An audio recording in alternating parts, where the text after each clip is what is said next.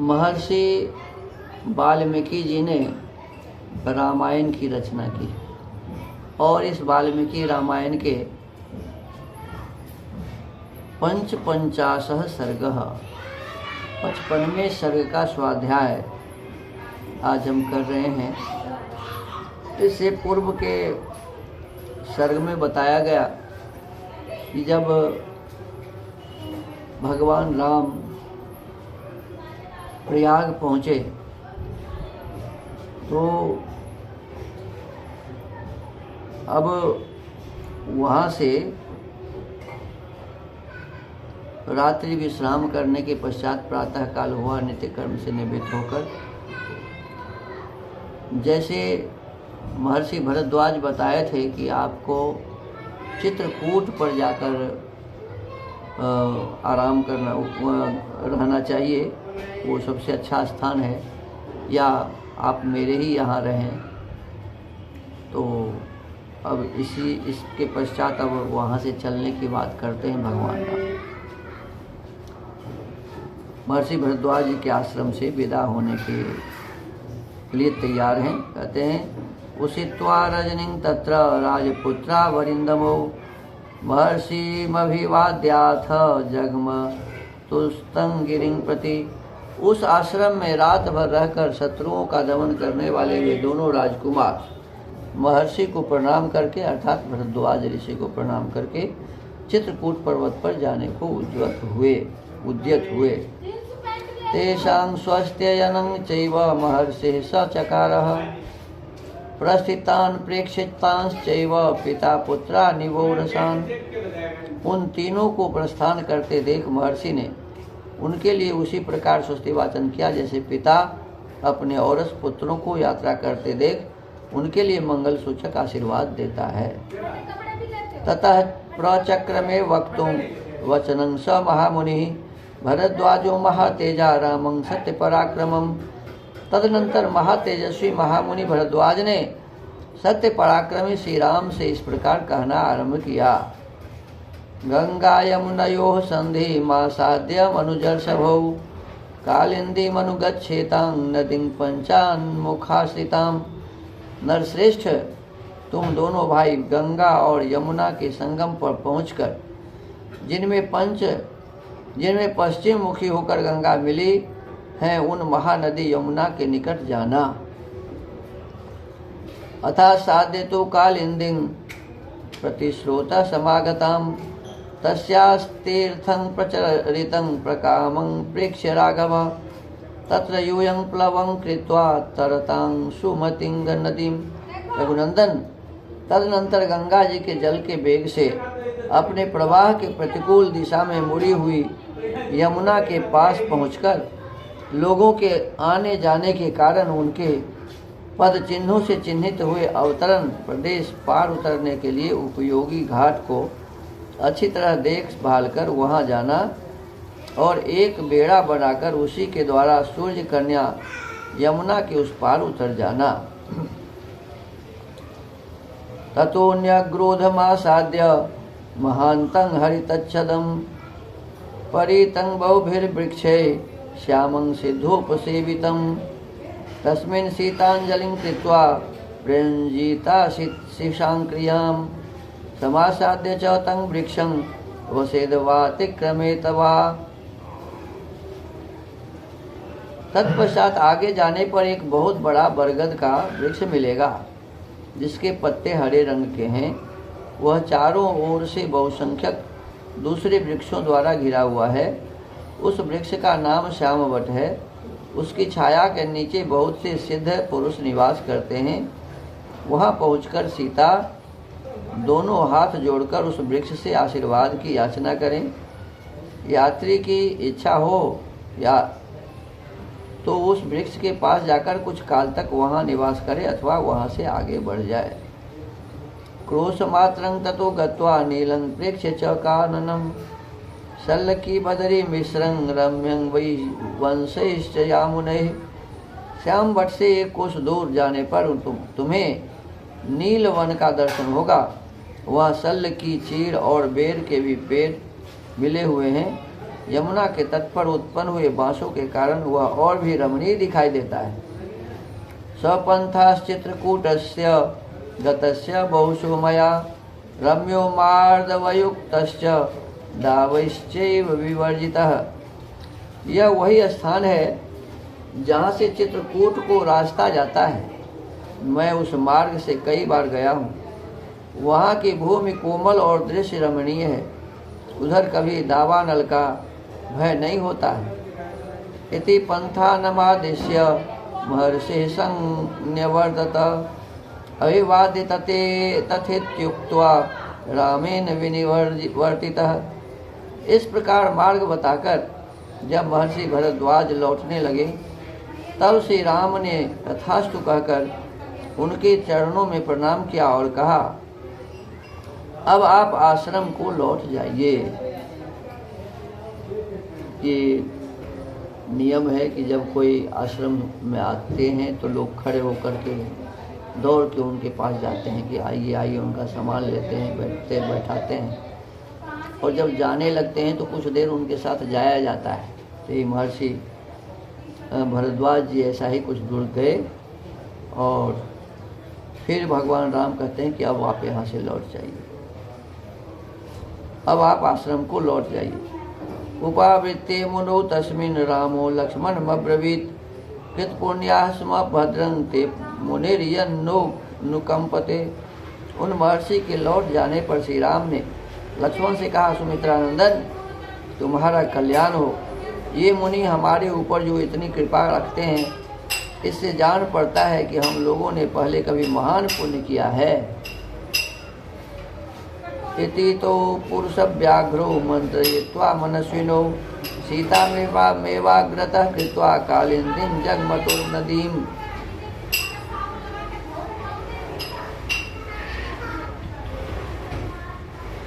इस प्रकार बातचीत करते हुए दोनों मनस्वी पुरुष सिंह सीता को ही आगे करके यमुना नदी के तट पर गए। अथा साधितो कालिंदीं शीघ्र स्रोतस्विनी नदीं चिंतामापेदिरे सद्यो नदी जलतीर्षवः। वहाँ कालिंदी का स्रोत बड़ी तीव्र गति से प्रवाहित हो रहा था।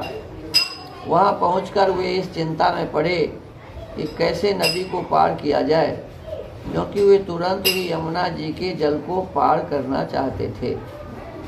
तो काष्ठ संघाट मथो चक्रतो सुमहाप्लवम् शुष्कैर्वशैः समाकीर्ण मूषिरैश्च समावृतम्। ततो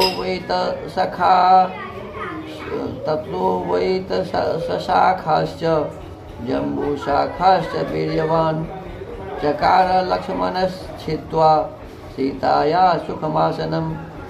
फिर उन दोनों भाइयों ने जंगल के सूखे काठ बटोरकर उन्हीं के द्वारा एक बहुत बड़ा बेड़ा तैयार किया। वह बेड़ा सूखे बांसों से व्याप्त था और उसके ऊपर खस बिछाया गया था। तदनंतर पराक्रमी लक्ष्मण ने बेंत और जामुन की टहनियों को काटकर सीता के बैठने के लिए एक सुखद आसन तैयार किया। तत्र श्रियमिवाचिन्त्यां रामो दाशरथे प्रियाम् ईषत् स लज्जमानान्ता मध्वारूपयत प्लवम्। पार्श्वे तत्र च वैदेह्या वसने भूषणानि च प्लवे कठिन काजं च रामश्चक्रे समाहितः। दशरथ नंदन श्री राम ने लक्ष्मी के समान औचित्य ऐश्वर्य वाली अपनी प्रिया सीता को जो कुछ लज्जित सी हो रही थी उस बेड़े पर चढ़ा दिया और उनके बगल में वस्त्र एवं आभूषण रख दिए। फिर श्री राम ने बड़ी सावधानी के साथ खंती, कुदारी और बकरे के चमड़े से बड़ी हुई पिटारी को भी बेड़े पर भी रखा। आरोप्य सीतां प्रथमं संघाटं परिगृह्य तौ ततः प्रतेरतुर्यक्तौ प्रीतौ दशरथात्मजो। इस प्रकार पहले सीता को चढ़ाकर वे दोनों भाई दशरथ कुमार श्री राम और लक्ष्मण उस बेड़े को पकड़कर खेने लगे। उन्होंने बड़े प्रयत्न और प्रसन्नता के साथ नदी को पार करना आरंभ किया।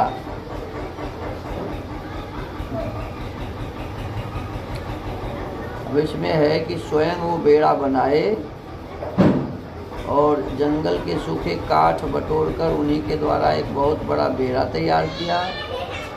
वह बेड़ा सूखे बांसों से व्याप्त था और उसके ऊपर खस बिछाया गया था। अब उस पर पहले सीता जी को चढ़ाया, जामुन की टहनियों को उस पर रख दिया, फिर बैठने के लिए सुखद आसन उस पर बिछाया, सीता जी को चढ़ाया, फिर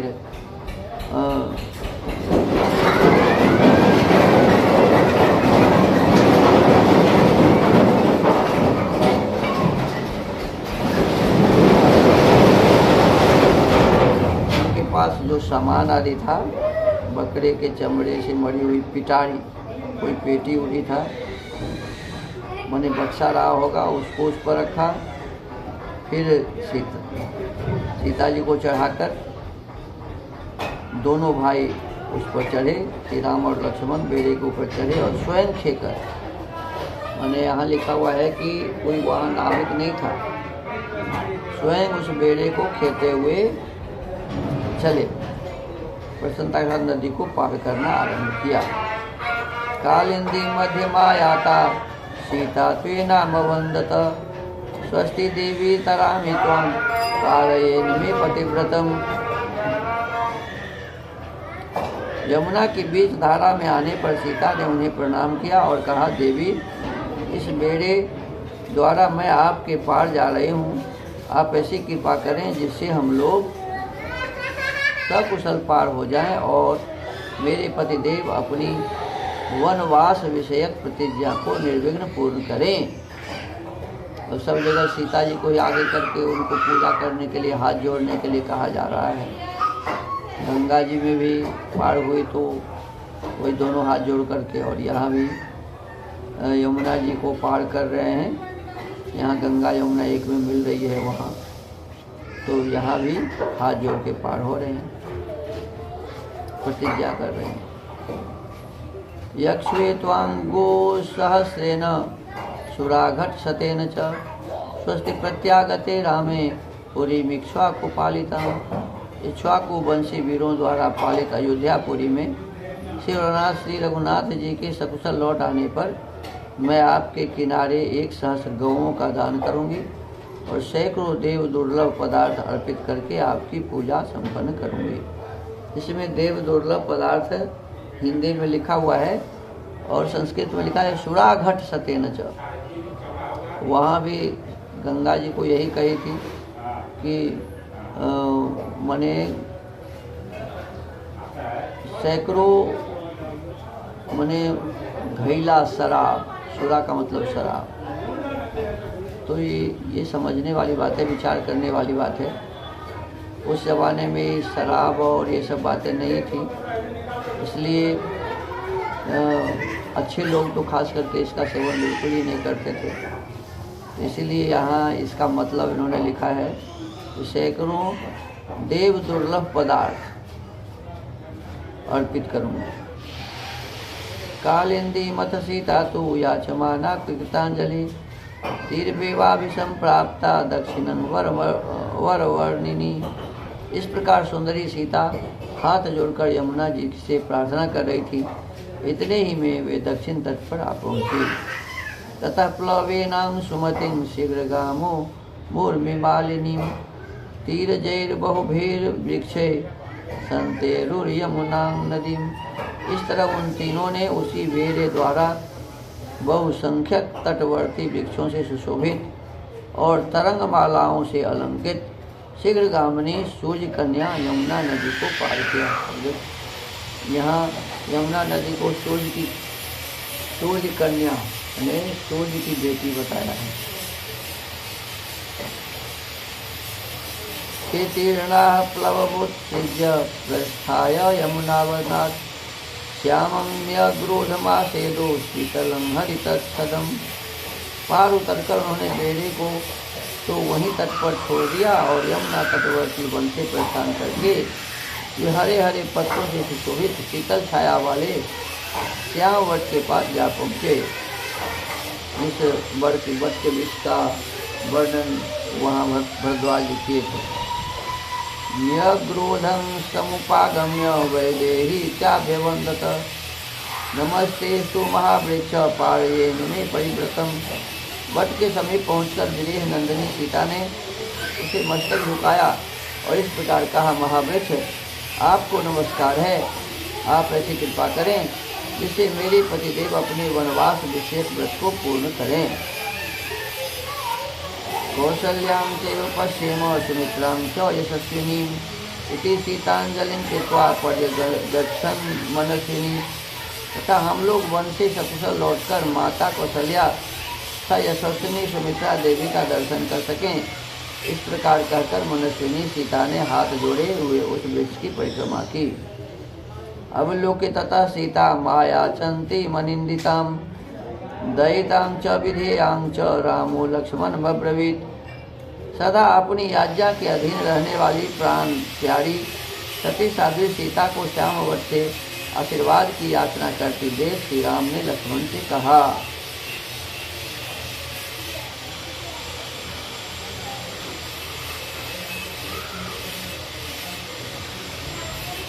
सीतामादाय गच्छ त्वमग्रतो भर्तानुज पृष्ठतो नो गमिष्यामि सायुधो द्विपदांगवर। भरत के छोटे भाई नरश्रेष्ठ लक्ष्मण, तुम सीता को साथ लेकर आगे आगे चलो और मैं धनुष धारण के पीछे से तुम लोगों की रक्षा करता हुआ चलूँगा। यद यद फलं प्रार्थयते पुष्पं वा जनकात्मजा तत्तत्प्रयच्छ वैदेह्या यत्रास्या रमते मना। विदेह कुल नंदिनी जनक दुलारी सीता जो फल या मूल मांगे अथवा जिस वस्तु को पाकर इनका मन प्रसन्न रहे वह सब इन्हें देते रहो। एकैकं पादपं गुल्मं लतां वा पुष्पशालिनीं अदृष्टरूपां पश्यन्ति रामं पप्रच्छ सा बला। अबला सीता एक एक वृक्ष झाड़ी अथवा पहले की न देखी हुई पुष्प शोभित लता को देखकर उसके विषय में श्री रामचंद्र जी से पूछती थी। रमणीयान बहुविधान पाद पान कुसुमोत्करान सीता वचन संरब्ध आनयामास लक्ष्मण। तथा लक्ष्मण सीता के कथनानुसार तुरंत ही भांति भांति के वृक्षों की मनोहर शाखाएं और फूलों के गुच्छे ला लाकर उन्हें देते थे। विचित्र वाकुलजां हंस सारस नादितं रेमे जनक राजस्य सुता प्रेक्ष तदा नदीम। उस समय जनक राज किशोरी सीता विचित्र वालु का और जलराशि से सुशोभित तथा हंस और सारसों के कलनाद से मुखरित यमुना नदी को देखकर बहुत प्रसन्न होती थी। क्रोशमात्रं ततो गत्वा भ्रातरो राम लक्ष्मणो बहून् मेध्यान् मृगान् हत्वा चेरतुर्यमुना वने। इस तरह एक कोस की यात्रा करके दोनों भाई श्री राम और लक्ष्मण प्राणियों के हित के लिए मार्ग में मिले हुए हिंसक पशुओं का वध करते हुए यमुना तटवर्ती वन में विचरने लगे। उसमें लिखा है कि अनेक प्रकार के जो हिंसक पशु हैं उसको वध करते हुए, ऐसा थोड़े है कि सबको वध देखो, अच्छे जो लोग होते हैं वो हिंसक प्राणी को मारते नहीं, उनसे बचने का प्रयास करते हुए आगे बढ़ते। यदि उन पर कोई हमला करे तो फिर उसको मारते हैं। तो हर एक को नहीं, जो हो सकता है उन पर आक्रमण किया हो तो उनको मारे होंगे। बृहृत्य ते बहिर्नभो गणादिते बृहृत्य ते गपू गणादिते शुभे वने वानरायुते समं नदेव प्रमुपेत्य सत्वरं निवास साम जगमुरदीन दर्शना। उदार दृष्टि वाले ये सीता, लक्ष्मण और श्री राम मोरों के झुंडों की मीठी बोली से गूंजते तथा हाथियों और वानरों से भरे हुए उस सुंदर वन में घूम फिरकर शीघ्र ही यमुना नदी के समतल तट पर आ गए और रात में उन्होंने वहीं निवास किया। अब देखिए, अब इसमें 55वें सर्ग के समाप्ति पर लिखा है कि भगवान श्री राम भरद्वाज ऋषि के आश्रम से चल के और यमुना जी के तट पर पहुँचे और वहाँ से स्वयं बेड़ा बनाकर नदी के उस पार हुए और कुछ 1-8 किलोमीटर इधर उधर घूम करके फिर उसी नदी के किनारे आकर रात्रि विश्राम किया। तो इस प्रकार से ये 5वीं रात्रि वो यमुना नदी के उस तट पर जाकर के बिताया। तो आज के इस वाल्मीकि रामायण के कथा को यहीं विराम देते हैं। तो